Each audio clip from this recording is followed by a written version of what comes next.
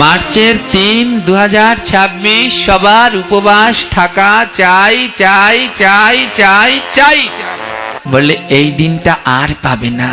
কারণ আমার মহাপ্রভু যে পূর্ণিমার দিন আবির্ভূত হয়েছিলেন সেই পূর্ণিমার দিনটায় চন্দ্রগ্রহণ ছিল। মার্চের ৩ তারিখ ৮ই ফাল্গুন হলো আমাদের দোলযাত্রা। দোলযাত্রা মানে বলতে আমরা কি বুঝি? বিভিন্ন প্রকার রং আনতে হবে, আর সেই রং নিয়ে একজনের গায়ে আরেকজনে মাখাতে হবে, লাফালাফি করতে হবে। এসব মোটেই দোলযাত্রা নয়, এগুলো অপরাধ। হ্যাঁ, এটা রঙের উৎসব, রং খেলো, কিন্তু আমরা যেগুলো দেখি এগুলো বেভিচার। মায়েরা রং খেলছে, গায়ে একটা বস্ত্র নেই, মাথায় কাপড় নেই, কি সমস্ত অবস্থা। ডিজে গান ছেড়ে রং দিয়ে ভাইয়েরা লাফাচ্ছে, সঙ্গে সঙ্গে তার ভিতরে আমাদের বোনেরাও লাফাচ্ছে।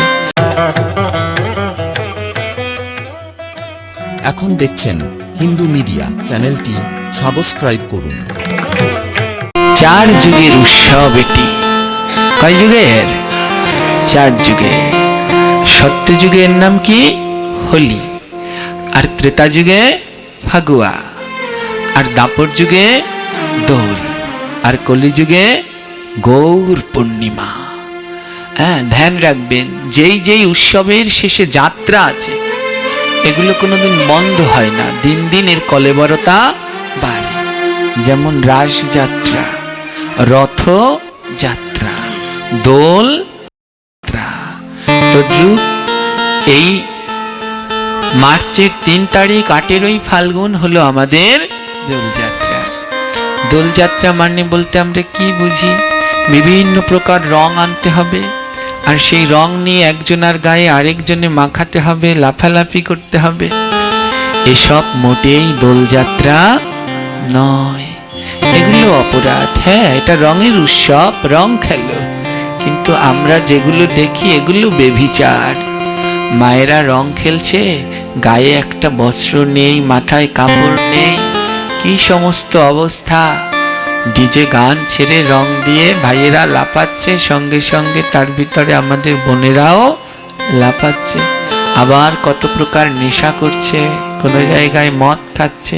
আপনাদেরই পাশের কোনো একটা এলাকায় খুব বড় করে দোল উৎসব হয়, রং খেলা হয়। আরে কি অবস্থা সেখানে! হ্যাঁ, আমাদের বোনেদের কোনো শিষ্টাচার সেখানে আর দেখা যায় না। মাথায় কাপড় তো দূরের কথা, বুকে ওড়নাটা পর্যন্ত তাদের থাকে না। কুরুচি পোশাক পরে সব একসাথে লাফাচ্ছে, এর নাম দোল নয়। এই 4 যুগের উৎসব গৌর পূর্ণিমাটা হলো বিশেষ মহিমান্বিত। এই 4 উৎসবের মধ্যে শ্রেষ্ঠ হলো গৌর পূর্ণিমা। কারণ এই দিনকেই, এই পূর্ণিমার দিনকেই মহাপ্রভু ধরাধামে আবির্ভূত হন। তাই রং খেলুন, রঙের উৎসব কেন রং খেলবেন না? কালকে দোলযাত্রা আরম্ভ হয়ে গেছে অনেক আগে। বৃন্দাবনে দোলযাত্রা শুরু হয়ে গেছে, রং খেলা শুরু হয়ে গেছে। নবদ্বীপে চলছে পরিক্রমা, রং খেলা চলছে। আমরাও খেলবো কালকে। হ্যাঁ, সবাই রং নিয়ে আসবে, চিন্তা নাই। কিন্তু কোনো অস্বাভাবিক কুরুচিপূর্ণ পরিবেশে নয়, এগুলো শোভা পায় না। 7 জন্মকাল পর্যন্ত কুষ্ঠরোগী হতে হবে এবং দুঃখের ভাগী হতে হবে। বলে কোন পাপ করলে? সংক্রামে গ্রহণে চৈব ন স্নায়াত। যদি কোনো মানুষ গ্রহণের পরে স্নান না করে তাহলে তাকে পরে 7 জন্ম পর্যন্ত কুষ্ঠরোগী হতে হবে, এবং পরে 7 জন্ম পর্যন্ত কুষ্ঠরোগী হতে হবে, এবং সঙ্গে সঙ্গে 7 জন্ম তার দুঃখ সঙ্গী হবে, দুঃখের ভাগী হবে। আমরা অনেকেই মনে করি গ্রহণ অশুভ, কিন্তু গ্রহণটা অশুভ নয়। গ্রহণের সময় বেশি বেশি হরিনাম করতে হয়, জপ করতে হয়, নাম কীর্তন আদি শাস্ত্র গ্রন্থ পাঠ করতে হয়, তাহলে অধিক পুণ্য অধিক কৃপা লাভ করা যায়। এই বছরে আমাদের আরেকটি গ্রহণ রয়েছে। এই 2026 সালে এই যে 18ই ফাল্গুন, মার্চের 3, 2026, এই দিনকে হলো গৌর পূর্ণিমা। কলিযুগে এর নাম গৌর পূর্ণিমা, আর দাপর যুগে এর নাম দোল, আর ত্রেতা যুগে এর নাম ফাগুয়া, আর সত্য যুগে এর নাম হোলি। হ্যাঁ, তাই খুব সচেতন হবেন। তো এই 4 যুগের উৎসবের মধ্যে সর্বশ্রেষ্ঠ হলো কলি যুগে। এই পূর্ণিমাকে কলি যুগে বলা হয় গৌর পূর্ণিমা, কারণ এই গৌর পূর্ণিমার দিন আমার চৈতন্য মহাপ্রভু ধরাধামে অবতীর্ণ হন। এইবার মহাপ্রভুর 541তম শুভ আবির্ভাব তিথি। কোনো মতে 40তম বলে, কিন্তু আমাদের ব্রজের মত অনুসারে 541তম শুভ আবির্ভাব তিথি। মহাপ্রভু এই ধরাধামে অবতীর্ণ হন। গ্রন্থ বললেন এদিন উপবাস থাকতে হয় মা, এদিন অবশ্যম্ভাবীভাবে নির্জলা উপবাস থাকতে হয়। শাস্ত্র গ্রন্থ সিদ্ধান্ত দিলেন 1000 একাদশী করলে যেই পুণ্য লাভ করা যায়, একটা জন্মাষ্টমীর উপোস করলে সেই পুণ্য লাভ করা যায়। খুব মন দিয়ে শুনবেন। কয়টা একাদশী করলে? 1000 একাদশী করলে যে ফল হয়, একটা জন্মাষ্টমীর ব্রত করলে সেই ফল লাভ করা যায়। অনেকে মনে মনে বলছে এই তো বুদ্ধি একখান পাইছি, আর কেডা করবে একাদশী, বছরে একটা জন্মাষ্টমী করব, 1000টা হয়ে যাবে। এরকম যদি কেউ মনে মনে ভেবে থাকেন, তাহলে সেগুলো কিন্তু বালি। হ্যাঁ, সমস্ত পাপের ক্ষমা হবে, কিন্তু একাদশী ব্রত যে না করবে তার কোনো ক্ষমা হবে না। সব পাপের ক্ষমা পাবেন, কিন্তু একাদশী না করলে সেই পাপের কোনোদিন ক্ষমা হবে না। তাই একাদশী কোনোভাবেই বন্ধ করা যাবে না। 1000 একাদশী ব্রত করলে যে পুণ্য হয়, একটা জন্মাষ্টমী করলে সেই পুণ্য লাভ করা যায়। এমনি 1000 জন্মাষ্টমী করলে যেই পুণ্য হয়, একটা রাধা অষ্টমী করলে সেই পুণ্য লাভ করা যায়, সেই ফল লাভ করা যায়। চিন্তা করতে পারছেন? তাহলে কত লক্ষ একাদশীর ফল লাভ করা যায় একটা রাধা অষ্টমীতে। হ্যাঁ, 1000 একাদশী করলে যা হয়, একটা জন্মাষ্টমী করলে তা পাওয়া যায়। এই রকম 1000 জন্মাষ্টমী করলে যা পাওয়া যায়, একটা রাধা অষ্টমী করলে তা পাওয়া যায়। এত পুণ্যের রাধা অষ্টমী। দুঃখ কি জানেন? কিছু জন আছে রাধা অষ্টমী করে অর্ধবেলা উপবাস। রাধা রানী জানেন কোন গ্রন্থ থেকে তারা করে বেড়াচ্ছেন। অর্ধবেলা কোনো উপবাসই হয় না। মহাপ্রভু চৈতন্য ভাগবতে বললেন, যে ব্রতের পারণ নাই সেই ব্রতের দরকার আছে না। অনেক ব্রত, ওই শীতলা উপবাস, কত কি উপবাস করে, কিন্তু ওগুলো শাস্ত্রীয় না। পারণের সময়সীমা দেয়নি। রাধা অষ্টমী করলেও পূর্ণ উপবাস করতে হয়। অর্ধবেলা বলতে কোনো উপবাসই হয় না। হ্যাঁ, কারা করতে পারে? ছোট বাচ্চা, শিশু, অনেকে অনেক বয়স্ক, রোগ ব্যাধি আক্রান্ত, তারা যদি না পারে, ওই অর্ধবেলা করে দুপুরে অভিষেক করিয়ে তারা গ্রহণ করতে পারে। কিন্তু সুস্থ সবল মানুষ, তারাও যদি বলে অর্ধবেলা উপবাস, তাহলে সেটা কি মেনে নেওয়া যায়? হ্যাঁ, একটু তো কষ্ট করো। তাই রাধা অষ্টমী যেন কেউ অর্ধবেলায় করবেন না, পূর্ণ উপবাস করবেন। এবং দেখবেন ব্রত তালিকায় পরের দিন পারণের টাইম দেয়া আছে, ওই টাইমের ভিতরেই পালন করবেন। এমন তাহলে কি হলো? 1000 একাদশী করলে যা ফল হয়, একটা জন্মাষ্টমী করলে সেই ফল পাওয়া যায়। এমনি 1000 জন্মাষ্টমী করলে যেই ফল হয়, একটা রাধা অষ্টমী করলে সেই ফল পাওয়া যায়। এমন 1000 রাধা অষ্টমী করলে যেই ফল হয়, একটা গৌর পূর্ণিমার উপবাস করলে সেই পুণ্য পাওয়া যায়। তাই আসছে মার্চের 3 তারিখে সবাই উপবাস থাকবেন। এদিন যেন কেউ ব্রত ভঙ্গ করবেন না। আমার মহাপ্রভুর আবির্ভাব তিথি। হ্যাঁ, অনেকজনে অনেকটা বলার অনুরোধ করেছেন, কিন্তু এটুকু একটু আগে বলি, না হলে দেরি হয়ে যাবে পৌঁছাতে সবার কান পর্যন্ত। আদ্যকার সমাজে আমাদের এই জীবনযাত্রায়, এই প্রচারে একটি বিশেষ ভূমিকা পালন করছে ইউটিউব চ্যানেলগুলো। যারা যারা আসতে পারছে না, এই চ্যানেলগুলোর মাধ্যমে ভগবানের এই কথাগুলো তাদের ঘরে ঘরে পৌঁছে যাচ্ছে। এখানে অনেকগুলো চ্যানেল আছে, সকলার চরণে আমি আমার ভক্তিপূর্ণ দণ্ডবত প্রণাম জানাই। আপনারা আমার থেকেও বড় প্রচারক। আপনারা এই হরি কথাগুলো, বিভিন্ন মহাত্মাদের হরি কথাগুলো সকলের ঘরে ঘরে পৌঁছে দিচ্ছেন।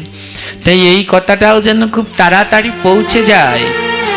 মার্চের 3, 2026 সবার উপবাস থাকা চাই চাই চাই চাই চাই চাই, কারণ এদিন আমার মহাপ্রভুর আবির্ভাব তিথি। বললেন এতবার চাই চাই বললেন, বলে এই দিনটা আর পাবে না, কারণ আমার মহাপ্রভু যে পূর্ণিমার দিন আবির্ভূত হয়েছিলেন সেই পূর্ণিমার দিনটায় চন্দ্রগ্রহণ ছিল, আর এবছরের পূর্ণিমাটায়ও চন্দ্রগ্রহণ আছে। এমনটা আর পাবে? এ জন্মে আর পাবে? জোরে বলো, পাবে কি? আর হতেও পারে, না হতে পারে। মহাপ্রভু এই 541 বছর আগে ধরাধামে অবতীর্ণ হলেন এই পূর্ণিমার দিনে, সেদিন চন্দ্রগ্রহণ ছিল, আর এবছরও পূর্ণিমায় ঠিক সেই সন্ধ্যাবেলায় চন্দ্রগ্রহণ হয়েছে। হ্যাঁ, তাই এমনটা কিন্তু আর পাবেন না। তাই সবাই এদিনকে উপবাস করবেন। মহাপ্রভু যেদিন ধরাধামে অবতীর্ণ হলেন, একসাথে 3টি গ্রহণ লেগেছিল। কয়টি গ্রহণ? 3টি গ্রহণ। ধ্যান দিন, এই উপবাস থেকে কি করবেন? সবার উচিত সন্ধ্যা পর্যন্ত নির্জলা উপবাস থাকা। যদি কেউ নির্জলা না পারেন, দুপুরবেলায় ভগবানকে দিয়ে, না পারলে, আবার পারলে না, না পারলে দুপুরবেলায় ভগবানকে ফল, সবজি, সাবু, দুধ ইত্যাদি যেগুলো একাদশীতে পাওয়া যায় অমনি করে দিয়ে পাবেন, প্রসাদ করে। আবার প্রসাদ না দিয়ে পাবেন না। অনেকে একাদশী করে তরকারি ফল করে নিজেরা পেয়ে নিচ্ছে, কিন্তু গোবিন্দকে দিচ্ছেন না, তাহলে কিন্তু কাজ হবে না। ভগবানকে দিয়ে নিতে হবে। ভগবানকে দিয়ে তারপর পাবেন। আর যারা পারবেন সন্ধ্যা পর্যন্ত উপবাস থাকবেন। এবার যেহেতু গ্রহণ রয়েছে, মহাপ্রভুর অভিষেক শুরু হয় গোধূলি লগ্নে, সন্ধ্যার সময় মহাপ্রভুর অভিষেক শুরু হয়। কিন্তু এবার যেহেতু গ্রহণ রয়েছে, তার জন্যে এবার অভিষেক করতে হবে রাত 8:25 পরে। খুব মন দিয়ে শুনবেন। চন্দ্রগ্রহণ শুরু হবে 3 মার্চ দুপুর 2:23 আরম্ভ হবে। গ্রহণ স্পর্শ করবে 3:50 একেবারে মুখ্য গ্রহণ হবে 5:33 এবং গ্রহণ ছেড়ে যাবে 8:23 থেকে 25 মধ্যে। তাই যখন গ্রহণ ছেড়ে যাবে, তারপরে সবাইকেই স্নান করতে হয়। গ্রহণ ছেড়ে গেলে মানুষকেও স্নান করতে হয়। এর জন্যে ওই যে প্রথম শ্লোকটি পাঠ করলাম, গ্রহণ ছেড়ে যাওয়ার পরে যদি স্নান না করে তাহলে কজন্ম কুষ্ঠরোগী হতে হয়? 7 জন্ম। তাই গ্রহণ ছেড়ে গেলে সবাই স্নান করে নিয়ে তারপরে ভগবানকে অভিষেক করাতে হবে। তো কটার সময় করাতে হবে? 8:25 পরে। মন দিয়ে শুনবেন। আর এমনি সময় আগের বছরগুলোতে অভিষেক হয় মহাপ্রভুর একেবারে সন্ধ্যায়, কিন্তু এবার গ্রহণ রয়েছে বলে 8:25 পরে অভিষেক করাতে হবে। কি কি দিয়ে অভিষেক করাবেন? দুধ, দধি, ঘি, মধু, এই পঞ্চামৃত, শর্করা, এটা তো লাগবে। আর এর সাথে সাথে যে যত ফলের রস দিতে পারেন এগুলো দিয়ে অভিষেক করবেন।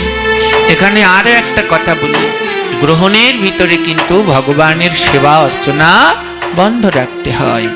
আমাদের শাস্ত্র গ্রন্থ সিদ্ধান্ত দিলেন চন্দ্রগ্রহণ এবং সূর্যগ্রহণ। চন্দ্রগ্রহণের 9 ঘন্টা আগে সূতক লাগে, তাই সুতক লাগার আগে ভগবানের সেবা সেরে নিতে হয়। এবং সূর্যগ্রহণের 12 ঘন্টা আগে সুতক লাগে, তাই সূর্যগ্রহণের 12 ঘন্টা আগে সেবা অর্চনা সেরে নিতে হয়। তাই এই 2026 মার্চের 3 তারিখে আপনারা ভগবানের সেবা 6:50 মধ্যে শেষ করবেন। সকাল 6:50 মধ্যে সেবা শেষ করে নিতে হয়। তারপরে ভগবানকে পর্দা দিয়ে ঢেকে রাখতে হয়। এবং যাদের বাড়িতে দেবী বিগ্রহ আছে, যেমন দুর্গা, কালী, মনসা, এগুলো সব ঢেকে রাখতে হয়। গ্রহণের মধ্যে কোনো দেব দেবীর বিগ্রহ দর্শন করলে মহা মহা অপরাধ হয়ে যায়। তাই সুতক লাগার আগে সেবা বন্ধ করতে হবে। তো কয় ঘন্টা, চন্দ্রগ্রহণের কয় ঘন্টা আগে সুতক লাগে? 9 ঘন্টা। জানেন এগুলো আপনারা মা? আমি কিন্তু তাও বলছি, সুতক সম্বন্ধে বলতে অনেক সময় লাগবে। চন্দ্রগ্রহণের আগে সেবা সুতক লাগে 9 ঘন্টা আগে, আর সূর্যগ্রহণের ক ঘন্টা? 12 ঘন্টা। এগুলো মনে রাখবে। তাই সুতক লাগার আগে বিগ্রহ সেবা বন্ধ করতে হয়।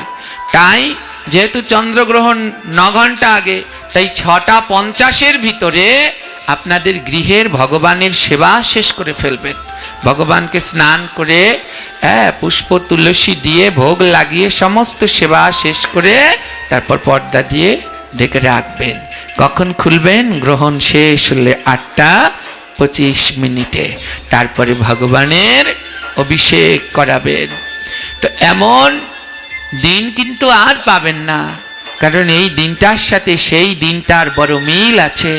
541 বছর আগের দিন আর এই বছরের দিনটার সাথে বড় মিল আছে। কারণ মহাপ্রভু যেদিন আবির্ভূত হলেন সেদিনও চন্দ্রগ্রহণ ছিল। শুধু এক গ্রহণ নয়, মহাপ্রভু আবির্ভূত হওয়ার সময় 3টি গ্রহণ লেগেছিল। কয়টি গ্রহণ? অনেকে প্রশ্ন করবেন, এ তো বাপ দাদার বয়সে শুনিনি। গ্রহণ একসাথে হলে 2টা হইতে পারে, চন্দ্র আর সূর্য। আরেকটা গ্রহণ কোথাতে হলো? আর চন্দ্রগ্রহণ তো রাত্রের বেলায়, তো রাত্রে একসাথে তো চন্দ্র আর সূর্য গ্রহণ লাগতে পারে না।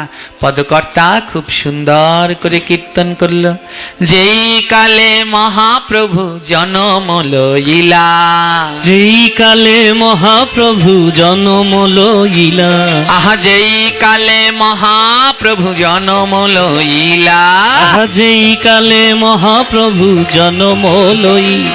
আরে একসাথে 3 গ্রহণ জগতে লাগিলা, একসাথে 3 গ্রহণ জগতে লাগিলা, একসাথে 3 গ্রহণ জগতে লাগিলা, একসাথে 3 গ্রহণ জগতে লাগিলা। একসাথে 3 গ্রহণ লেগেছে। বলে কি কি গ্রহণ? বলে কি কি গ্রহণ জানো?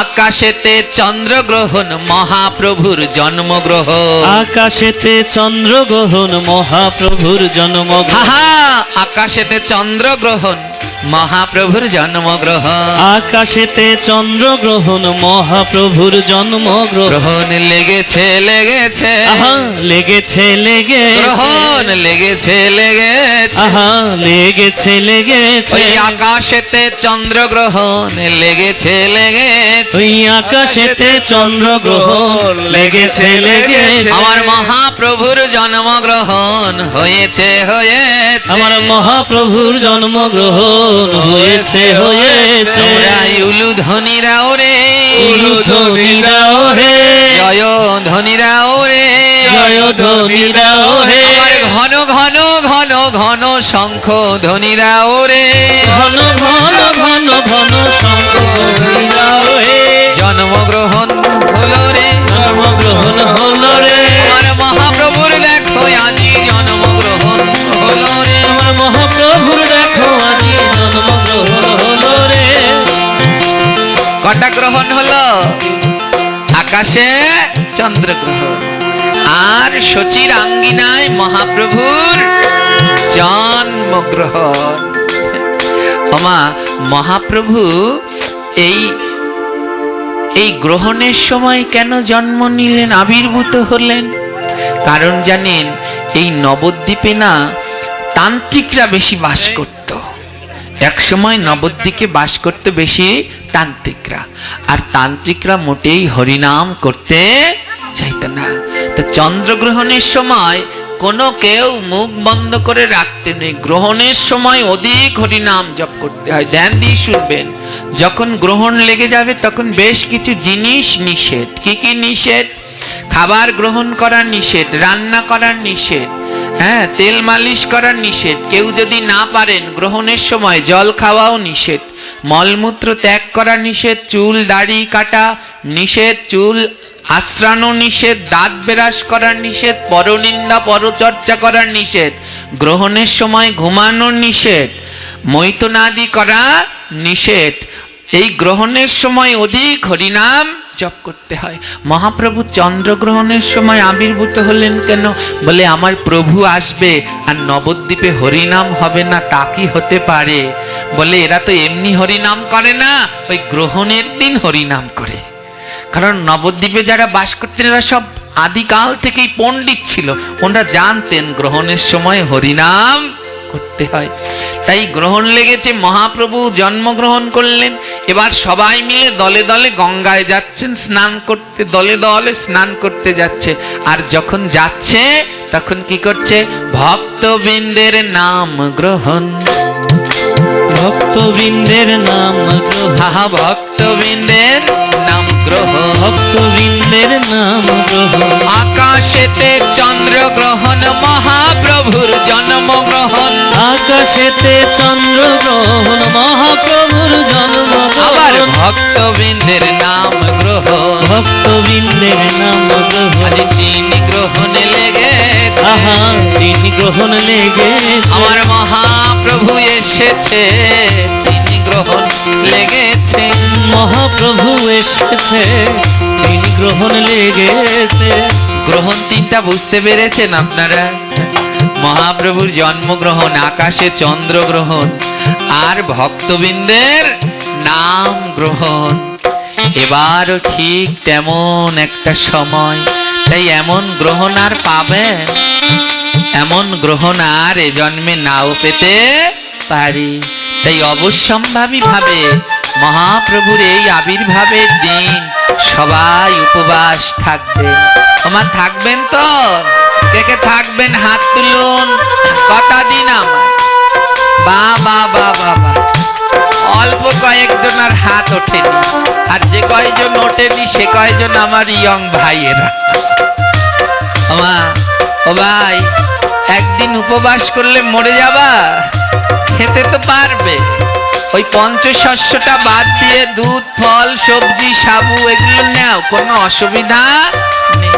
শুধু 5টা জিনিস গ্রহণ করো না, পঞ্চশস্য গ্রহণ করো না। এই 5টা জিনিস যদি একদিন না খাও, ভাত, রুটি, তেল, ডাল, একদিন যদি না খান মরে যাবেন। মায়েরা মরে যাবে কি? অল্প কয়েকজনে হাত উঠায়নি, হ্যাঁ, মরে যাবা না। হ্যাঁ, জানো আমি তো 12 মাসই কোনো সময় ভাত, রুটি এসব কিছু খাই না। হ্যাঁ, 12 মাসই খাই না। আমি সবজি সিদ্ধ করে, ফল, তাও কোনো বিদেশি ফল খাই না, দেশি ফল আর সবজি সিদ্ধ করে পাই। আর এখন তো সেসবও বাদ দিয়ে দিয়েছি, এখন শুধু একবার কোনো রকমের সিদ্ধ আর ওটস, এই উপরেই আমার জীবন চলে, আর কিছুই খাই না। মরে যাই? মরবেন না, গোবিন্দের উপরে বিশ্বাস রাখতে হবে। রাখে হরি তোমারে কে। সবাই বলে এমন না খেয়ে থাকলে মরে যাবে। ঠিক মতো খেও, খেও কেন? খেলে তো মরে। আমি তো খাই না, আমি তো প্রসাদ নেই। হ্যাঁ, একটা হলো খাওয়া, আরেকটা হলো পাওয়া। টেবিল চেয়ারে বসে থালে করে যেগুলো গ্রহণ করেন ওটা হলো খাওয়া, আর গোবিন্দকে দিয়ে যেটা নেন ওটা হলো প্রসাদ পাওয়া। আরে খেলে মরবে, আর প্রসাদ বাঁচলে, প্রসাদ পেলে অনন্তকালও টিকে থাকতে পারবে। ওটা গোবিন্দের প্রসাদ, ওটা পাওয়া। তাই একদিন উপবাস করলে কিচ্ছু হবে না, একদিন ভাত না খেলে মরে যাবেন না। তাই সবাই কথা দিয়ে যান, এই গৌর পূর্ণিমার দিনকে সবাই ব্রত করবেন। ব্রত করে মহাপ্রভুকে অভিষেক করিয়ে তারপরে মনের আনন্দে রং খেলবেন। কিন্তু সবাই শিষ্টটা বজায় রেখে, হ্যাঁ বজায় রেখে, যেন এমন কেউ কিছু বলতে সাহস না পায় আমাদের ধর্ম নিয়ে। এটা আবার ধর্ম হলো? এমন করে অশ্লীলতা করছে, এটা ধর্ম হলো? এমন যেন কেউ বলতে না পারে। তেমনি ভাবে সবাই রঙও খেলবেন, আবার আমার মহাপ্রভুর আবির্ভাব তিথিও পালন করবেন। সবাই কিন্তু 3 তারিখে উপবাস থাকবেন। এবার হাত তুলুন তো, আর যারা যারা হাত তুলবেন সবার নামে একটা করে জয়ধ্বনি দেব। যারা যারা উপবাস থাকবেন ভাইরা তোলো, হাত দুটো তুলে ফেলো, কিচ্ছু হবে না। একদিন না খেয়ে থাকলে মরবা না। হ্যাঁ, এই যে দেখুন আমাদের পার্শ্ববর্তী ইসলাম ধর্মী 1 মাস রোজা থাকছে, ছোট্ট বাচ্চাটিও 30টা রোজা। আর এই একটা দিনের জন্য হাত তুলতে ভয় পাও? হায় রে, তোলো তোলো সবাই, কথা দাও যে গৌর পূর্ণিমার দিন উপবাস থাকবো। জয় জয় সুনিতাই গৌর প্রেমানন্দে, গৌর হরি হরি জীব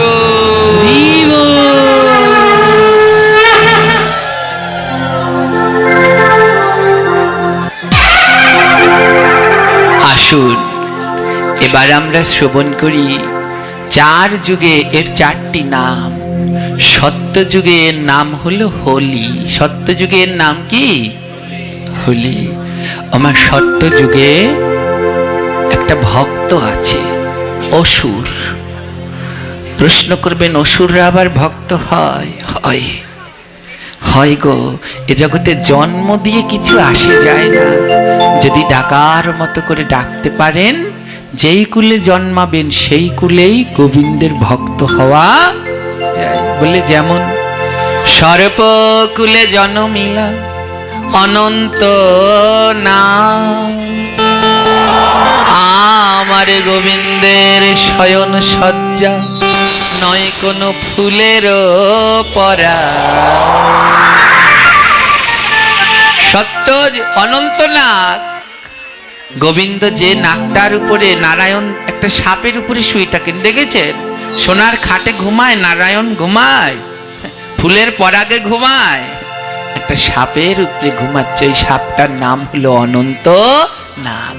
আছো অনন্ত শয্যায় যোগ নিদ্রায়। হ্যাঁ, সেই অনন্ত নাগ একটা সাপ হয়ে জন্মেছিলেন।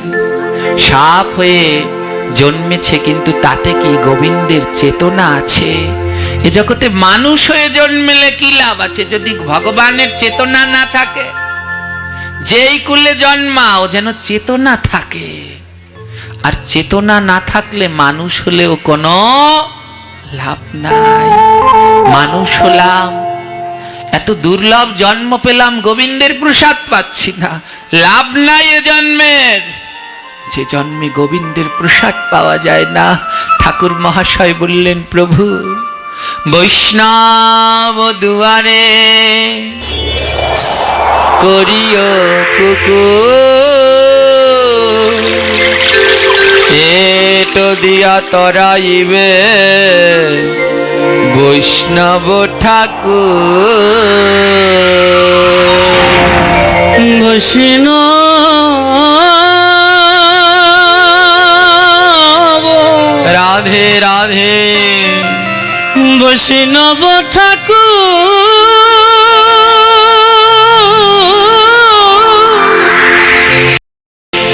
বৈষ্ণব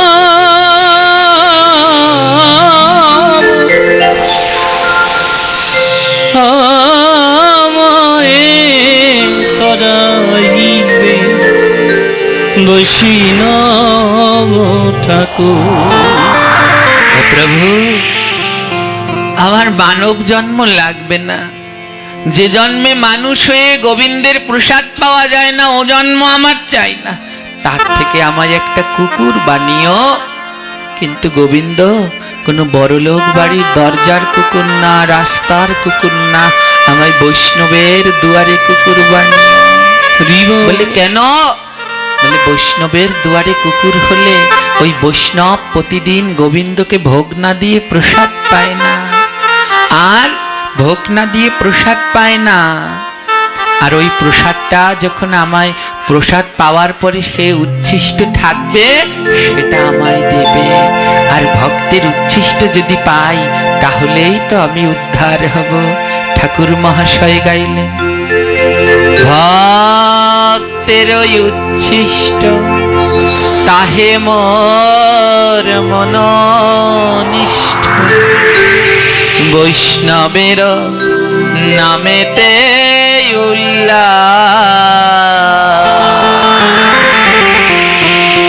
আমার মনোনিষ্ঠ হলো কৃষ্ণ ভক্তের উচ্ছিষ্ট, আর আমার উল্লাস, আমার আনন্দ হলো বৈষ্ণবের নাম। ওই নাম আমার আনন্দ, আর আমার মনোনিষ্ঠ হলো ভক্তের প্রসাদ। তাই ঠাকুর মহাশয় বললেন, এ মানব জন্মের থেকে আমায় কুকুর করো, যেন বৈষ্ণবের দুয়ারের কুকুর হই, আর তার দুয়ারে কুকুর হয়ে দিনন্তে যেন তার উচ্ছিষ্ট এটো প্রসাদ পায়। জানেন, এ জগতে নিচু না হলে কোনোদিন গোবিন্দ পাওয়া যায় না, নিচু হতে হয়, নিচু হতে হয়। কোনোদিন নিজেকে উঁচু ভাববেন না। আমাদের এখনো সমাজে বিভিন্ন গ্রামে অঞ্চলে রয়েছে, কেউ যদি প্রসাদ বুঝি হয় তাদের অনেক প্রশ্ন করে, আমরা মাছ খেয়েছি বলে কি অপবিত্র? আমরা তোমাদের ভোগেরটা ধরতে পারবো না, আমরা তোমাদেরটা ছুঁতে পারবো না। এমনটা নয়। কেউ যদি প্রসাদ বুঝি হন, তার মনের ভিতরেও নিচুতা দৈন্যতা থাকতে হয়, যে আমার মতো পাপী আর দ্বিতীয়টি সদা সর্বদা নিচু হতে হয়। এ জগতে সেই বৃক্ষ ফল দেয় যেই বৃক্ষ বেশি নিচু। দেখবেন, যদি ফলবতী বৃক্ষকে চেনার উপায় কি, ওরা লম্বা হয় না, নিচু হয়। আর এ জগতে সেই মানুষ কৃষ্ণ পায় যে নিচু হতে জানে। মহাপ্রভু বললেন, তৃণদপি শুনিছেন রে বসহেশ, আমার নিনা মন দেন কীর্তনে সদা, আমার নিনা মান দেন। যে তোমায় মান দেয় না তাকেও মান দাও, কাউকে অবহেলা করো না, আর কারো দোষ দেখতে যেও না। কারো দোষ দেখতে গেলে ওখানেই তোমার ভজন শেষ হয়ে যাবে। সব সময় নিজেকে ভাবতে হবে, আমি অপরাধী, আমার থেকে পাপী আর জগতে কেউ নেই। যদি এমনটা ভেবে আমরা আগাতে পারি, তাহলে মা, তাহলে গোবিন্দকে পাওয়া যায়। এ জগতে সব পাপী মুক্তি পাবে, জানেন, সব পাপী মুক্তি পাবে। শুধু একটা পাপী মুক্তি পাবে না, ওই পাপীর নাম হলো জ্ঞান পাপী। সব পাপীও মুক্তি পাবে, শুধু একটা পাপী মুক্তি পাবে না, জ্ঞান পাপী। আমার মতো যারা আছেন, জ্ঞান পাপী মানে বোঝেন, জ্ঞান আছে এটা করতে নেই কিন্তু তারপরেও করে। জ্ঞান আছে এটা অপরাধ, জীব হত্যা অপরাধ, জ্ঞান আছে তারপরেও করে। বৈষ্ণব নিন্দা অপরাধ, জ্ঞান আছে তারপরেও করে। এগুলোর নাম হলো জ্ঞান পাপী। বলে সব পাপীরা মুক্তি পেলেও জ্ঞান পাপীরা কোনোদিন মুক্তি পাবে না। যখন সর্পকুলে জন্মগ্রহণ করলো অনন্তনাগ, ভগবানকে ডাকছেন। 60,000 বছর ধরে গোবিন্দকে দুটি নয়নের জলে ডাকছে। 60,000 বছর পরে যখন ভগবান এসেছে, ভগবান এসে বলছে, বলো নাগ তুমি কি চাও? অনন্তনাগ বলছে, প্রভু তোমার এই দর্শন পেয়েছি, আর এ জীবনে কি চাওয়ার আছে? ও প্রভু, তোমার দর্শন পেয়েছি, এর থেকে আর আমি কিছু চাই না। ভগবান বলছে, তাও চাও? অনন্তনাগ বলছে, ভগবান আমি বড় কাঙাল, আমি সর্পকুলে জন্মেছি তো আমি বড় কাঙাল। তুমি এসেছো কিন্তু তোমায় বসতে দেওয়ার মতো একটা আসন নেই আমার কাছে। আমি এত কাঙাল, তোমাকে বসতে দেওয়ার মতো একটা আসন নেই। অনন্তনাগ কি করলেন জানেন? নিজের দেহটাকে গোল করে বিড়া পাকিয়ে দিলেন। বলে, প্রভু তোমায় তো কত কষ্ট করে এসেছো, সেই গোলক থেকে কত কষ্ট করে আমার কাছে এই পাতালে এসেছো প্রভু, আমার মতো অধমকে দর্শন দেওয়ার জন্যে। আসবার কালে তোমার কত কষ্ট হয়েছে, তোমার বসতে দেওয়ার মতো তো আমার জায়গা নেই, আমার দেহটা বিছিয়ে দিলাম। বসবে ভগবান একবার, আমার যে আর বসতে দেওয়ার কিছু নেই, দেহটা বিছিয়ে দিলেন। বসবে প্রভু। যখন গোবিন্দ আমার, রাধারানী আমার দই পাশরা নিয়ে মথুরায় বিক্রি করতে যেতেন, আর গোবিন্দ আমার দাড়ি হয়ে ওই রাস্তার প্রহরী হয়ে দাঁড়াতেন, দান নিতেন। একটা লীলা আছে, দান লীলা। তৎকালীন সময় রাস্তা দিয়ে হেঁটে গেলে কর দিতে হতো। ভগবান সখীদের রাস্তা আটকে দিয়েছেন। এই সখীগণ, তোমরা মথুরায় গিয়ে দধি দুগ্ধ বিক্রি করেছ, আমার দান দিয়ে যাও, রাস্তার কর দিয়ে যাও, দান দিয়ে যাও। সখীগণ বলল, কি দান চাই? ভগবান বললেন, দেহদান, দেহদান, দেহদান। সখীগণ বললেন, নে, দান চাইছে, দুটো করি দিয়ে দে। করি দিয়ে দিলেন। ভগবান বললেন, নেই না। কি নাও? কেন? ওই যে বললাম দেহদান, দেহদান, দেহদান। সখীরা মনে করছে দেহ মানে দেও, দেহ মানে দেও দান, দেও দান। গোবিন্দ বললেন, আমি ওই দান না, দেহ দান। এই দেহটাই আমায় দান করে দাও। ওগো ব্রজাঙ্গনা, এ দেহটা তোমাদের নয়, এ দেহটা গোবিন্দের ভেবে গোবিন্দকে দিয়ে দাও। দেহদান, দেহদান, দেহদান। এ দেহ যে আমার গোবিন্দের, গোবিন্দকে দিয়ে দাও না। কি করলেন জানেন? আজ অনন্তনাগ দেহটাকেই দান করলেন। প্রভু বসবে একবার, আমার দেহটাকে তোমার বসার উপাধিও করে গোল করে দিয়েছি, একবার বসবে, আর আমার ফনাগুলো দিয়ে তোমায় ছায়া দেব, একটু বিশ্রাম নিয়ে যাও না ভগবান। কতটা দূর থেকে এসেছো। এ জগতে 60,000 বছর তপস্যা করার পরে যদি কেউ কিছু চাইতো, ভগবান বলছে, অনন্তনাগ, আজ যদি তুমি স্বর্গমত্ত পাতাল চাইতে আমি দিয়ে দিতাম, আর তুমি চাইছো আমার বিশ্রাম।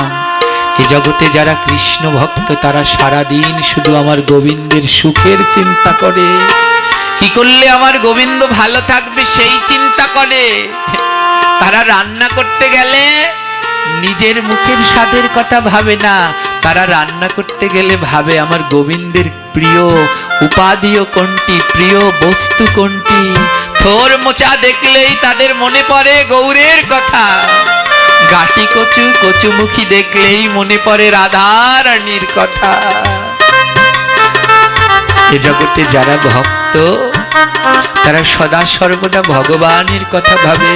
ভগবান বলল, অনন্ত, আজ যদি তুমি স্বর্গমত্ত চাইতে, আমি তোমায় তাই দিয়ে দিতাম, কিন্তু তুমি তা না চেয়ে আমার সুখের জন্যে, আমার বসবার জন্যে তোমার দেহটা বিছিয়ে বলছো একবার বসো। ভগবান বলল, বসবো না, আমি শুয়ে পড়বো। আর কথা দিলাম, যতদিন এই চন্দ্র সূর্য থাকবে, আমি সোনার বিছানা দিলেও তাতে শোবো না। এই অনন্ত নাগের শয্যায় আমি অনন্তকাল ধরে নিদ্রা। হরিবল, হরিবল। বলে, দেওয়ার মতো করে যদি দিতে পারো, দেওয়ার মতো করে যদি দিতে পারো, ভগবান আসে। অসুর কুলে জন্মেছিলেন সত্যযুগে ভক্ত প্রহ্লাদ।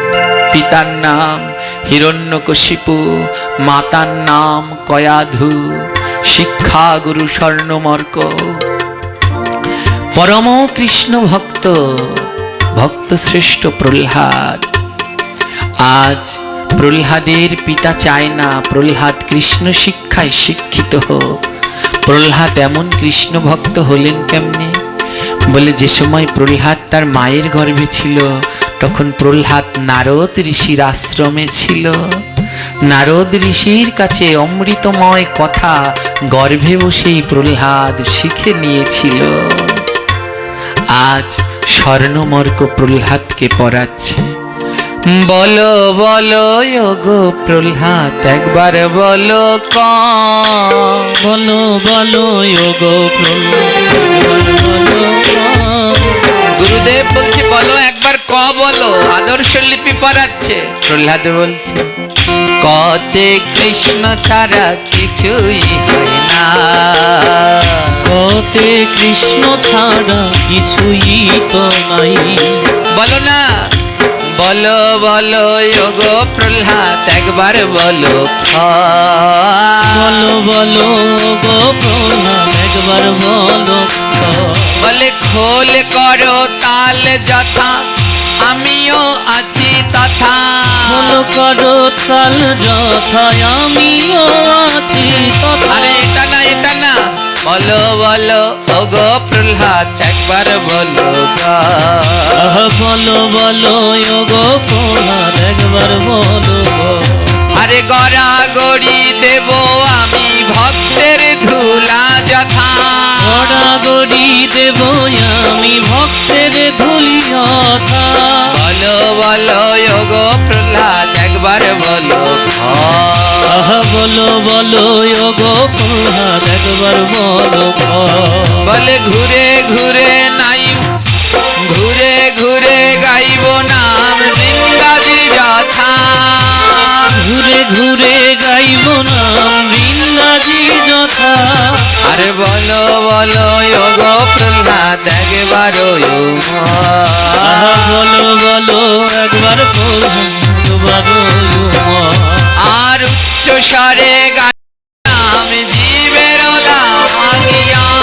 উচ্চ স্বরে গাইব নাম জীবের লাগিয়া। ওকে যতই পড়ানোর চেষ্টা করে, বলো ক, ও বলে কতে কৃষ্ণ ছাড়া কিছুই হয় না। খ বলো, বলে যেখানে খোল করো তাল সেখানেই আমার গোবিন্দ।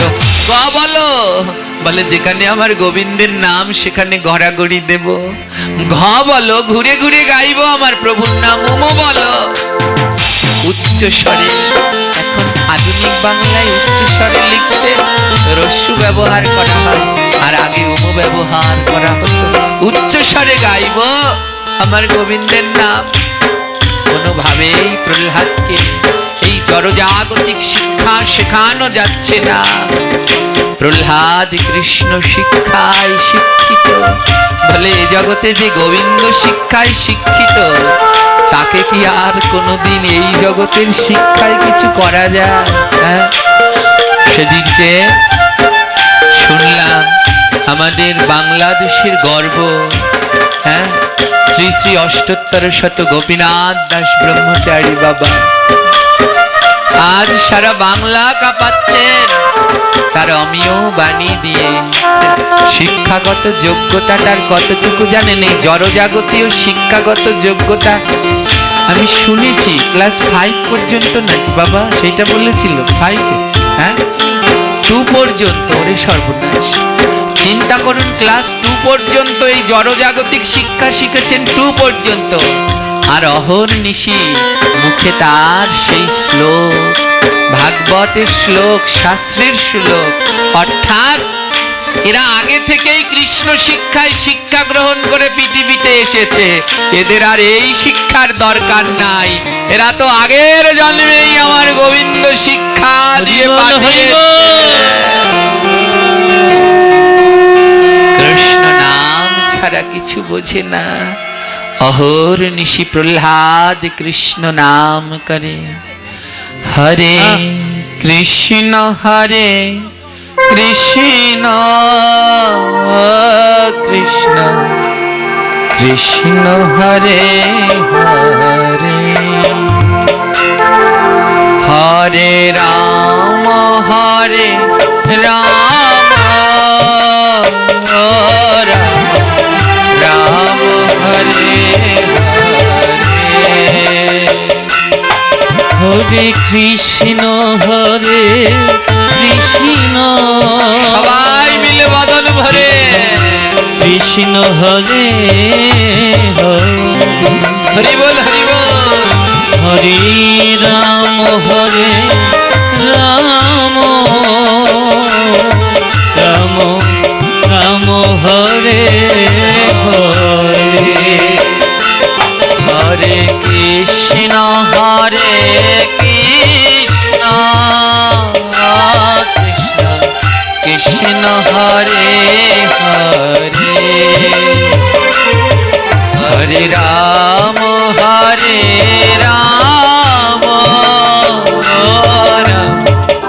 রাম হরে হরে হরে কৃষ্ণ গাও না অজিত, কৃষ্ণ এমন মানব জন্ম আর পাবে না, গাও মদন ভরে গাও। হরে রাম রাম হরে হরে প্রহ্লাদের বন্ধুরা ডেকে বলছে, এই প্রহ্লাদ, কৃষ্ণ সারাদিন এমন করে নাম গাস কেন রে?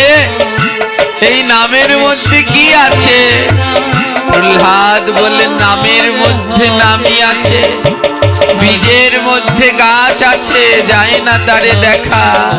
আর কৃষ্ণ নামের মধ্যে কৃষ্ণ আছে, যায় না তারে দেখা। নাম করো, এই নামের মধ্যেই আমার কৃষ্ণ আছে। বন্ধুদের বলছে, বন্ধু তোরাও আমার সাথে সাথে বল না, হরে কৃষ্ণ হরে কৃষ্ণ কৃষ্ণ হরে হরে হরে রাম রাম রাম হরে হরে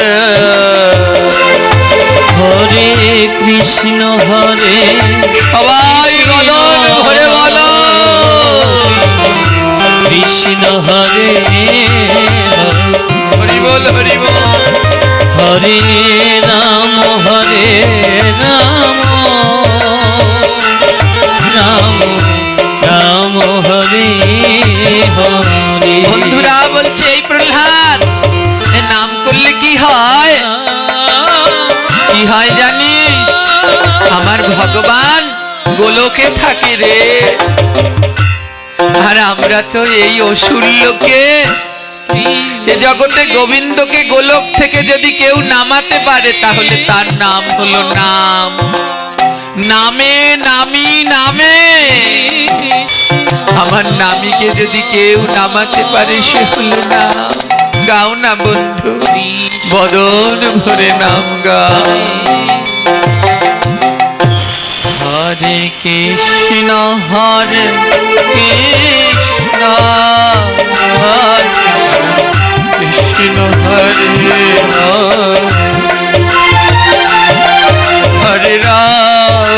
হরে রাম রাম হরে হরে হরে কৃষ্ণ কৃষ্ণ কৃষ্ণ হরে হরে রাধে হরে রাম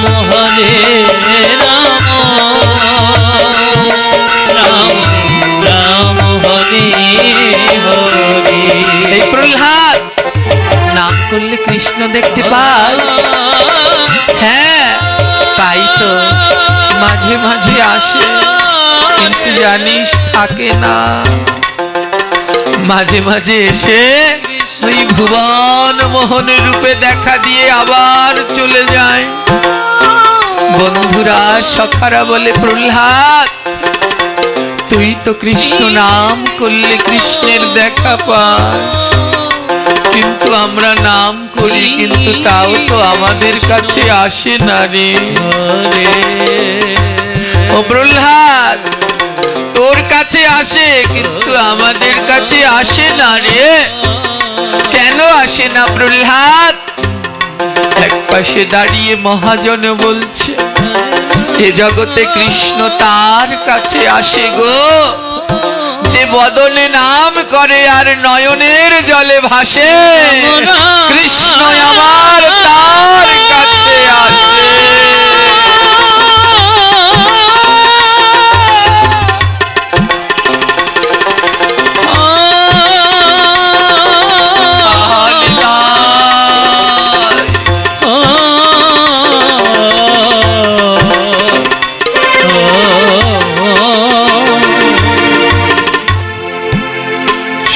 সবার কাছে আসে না রে।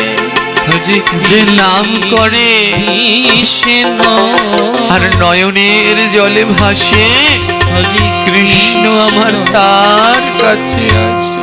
কৃষ্ণ সখারা বলে প্রহ্লাদ, তুই যখন কৃষ্ণ নাম করিস তোর নয়নে জল ঝরে। কিন্তু আমরা কৃষ্ণ নাম করলে তো নয়নে জল ঝরে না রে। বল না, বল না ভক্ত, কি করলে কৃষ্ণ নামে নয়নে জল ঝরে? বলে দে আমার প্রাণের ভক্ত, কেমন করলে আমার নয়নেও কৃষ্ণ নামে জল ঝরবে? ভক্ত বলল, কেমন করে জানো? যারা ভক্তের অঙ্গ পরশ করে, ভক্ত অঙ্গ পরশ করে, যারা ভক্তের পরশ করে, যারা ভক্ত অঙ্গ পরশ করে, বলে তাদের নয়নে জল ঝরে। যারা আমার ভক্তির অঙ্গ পরশ করে, বলি তাদের নয়নে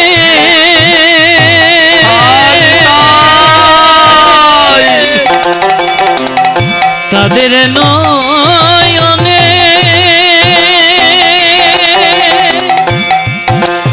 বলি তাদের নয়নে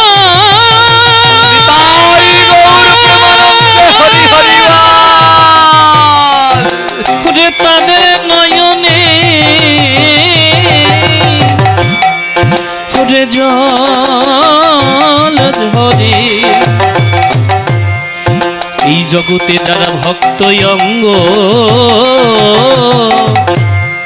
করে পরশ করে, তোরা আইনায় আমার বুকে আয়ে,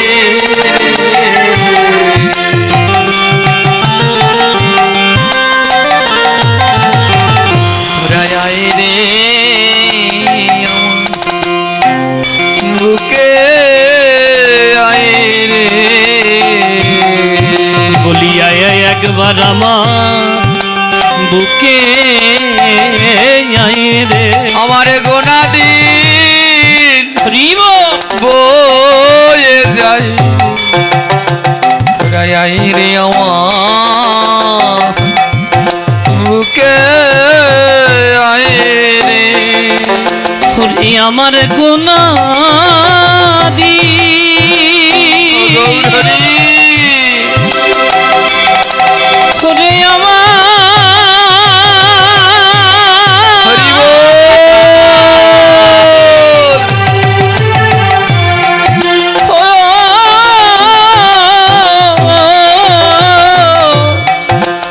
মন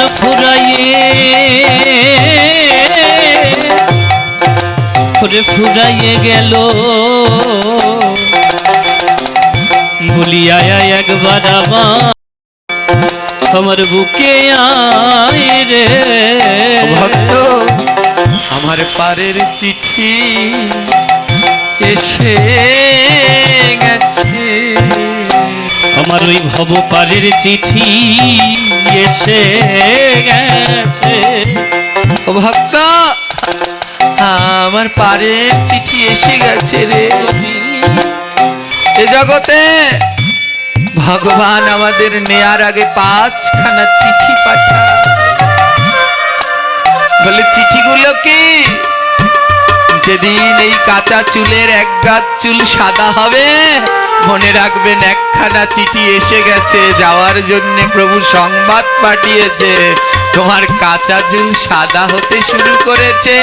ও জীব, আর দেরি করো না, জপের মালা নেও, প্রতিদিন 16 মালা জপ করো জীব, তোমার যে 16 আনা জমা দিতে হবে।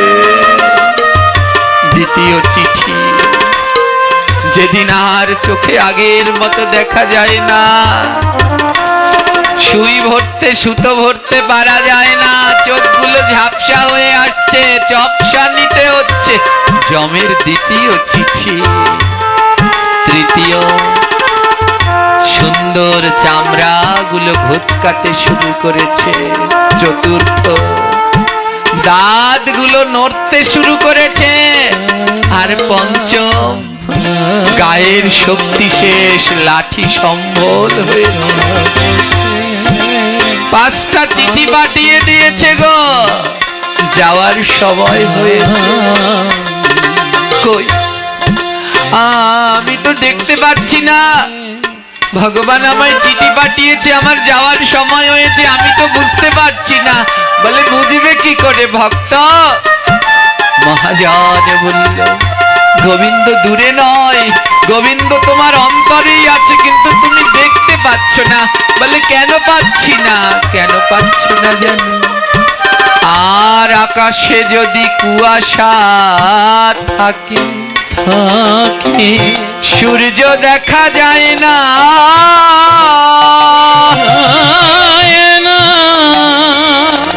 আর মনে যদি কুয়াশা থাকে, তো কৃষ্ণ দেখা যায় না। দুই নয়নে,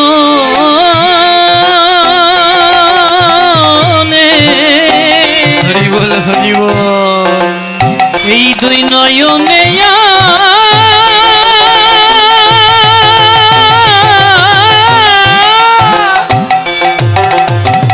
দুই নয়নে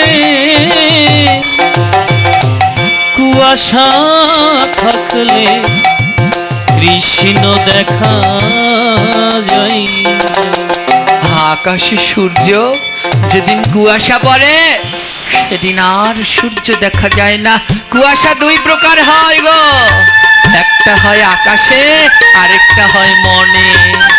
আকাশে কুয়াশা পড়লে সূর্য দেখা যায় না, আর এই মনের মধ্যে যদি কুয়াশা থাকে, তাহলে সারা জীবনেও কৃষ্ণ দেখা যায় না।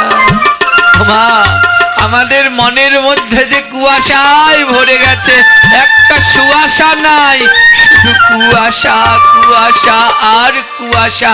কেমন করে কৃষ্ণ দেখবো গো? ভক্ত জিজ্ঞেস করেছে, ওগো বৈষ্ণব ঠাকুর, বলে দাও না, আমার মনের কুয়াশা কিভাবে দূর হবে? কিভাবে দূর হবে জানো? তুমি যাইও মধুর সাধু সঙ্গে, তুমি যেও মধুর সাধু সঙ্গে। আর ভক্তের ধুলা মাইখয়ঙ্গে, আর ভক্তের ধুলি মেখো অঙ্গে।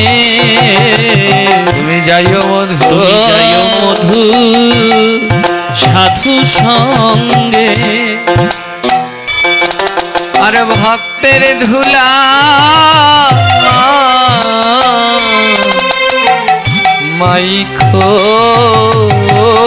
মাইখয়ঙ্গে। ভক্তের ধুলা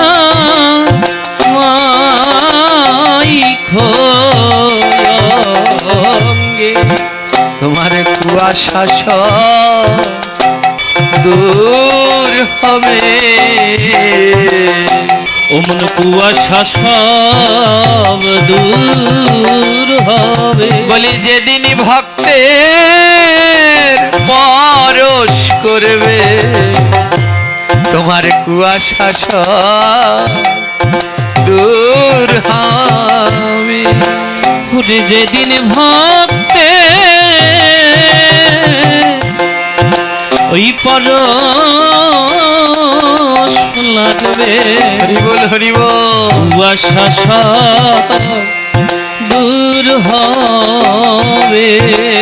যাবে, যাও শুদ্ধ ভক্তের কাছে যাও, শুদ্ধ সাধু সঙ্গ করো। ওই ভক্ত সঙ্গ করতে করতে একদিন তোমার মনের কুয়াশাগুলো যাবে।